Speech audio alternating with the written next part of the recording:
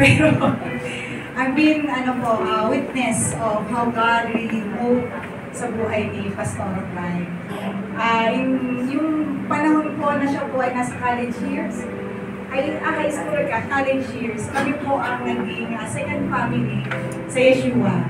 Sa Makati po, kami po yung mga, hindi naman po sa nakakatanda, pero mature somehow, na mga ate kuya niya. Kami po ang mga nag-mentor sa kanila, kung bakit po ganyan ka-creative si Pastor Prime. I believe po, naging bahagi kami ng kanyang journey. And one time, nung dumalaw po ako dito, sabi niya, nagulat ako, pero sabi niya, ate, ikaw yung nagsabi sa akin na magpapastor ako. Ako ba? Kaya sabi ko, I don't know, pero diba there's really a power in confession.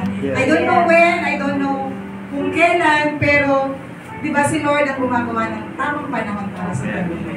So, Pastor Brian, Reverend, hindi ko akalain na dadating ang panahon na you will be like that. Tatatawagin ka ng Panginoon sa calling mo. Kasi napakatahimik po ni Brian. Hindi ko nga po alam paano siya nakapagpastor ng ganun karaming tao. Iyan po yung pinakatahimik sa amin. At magyan po ay walang pagkain at walang ano. Nakaganon lang yan. Kumain ka na ba? Bumababa na yung sugar niya. Pero was way back pa. Pero ngayon, look at her.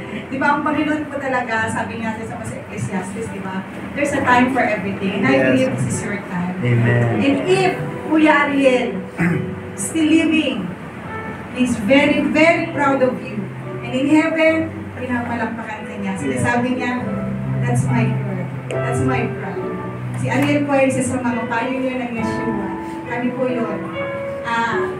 Hakot kami. Kasi tuwing ini-invite na kami for the anniversary, hindi kami nakakarating. Siguro isa, dalawa. Alam mo ko ilang kami ngayon? 12. Taas naman ako yung 12 lang! I'm so busy sa bawat ministry namin that we are here. You wanna support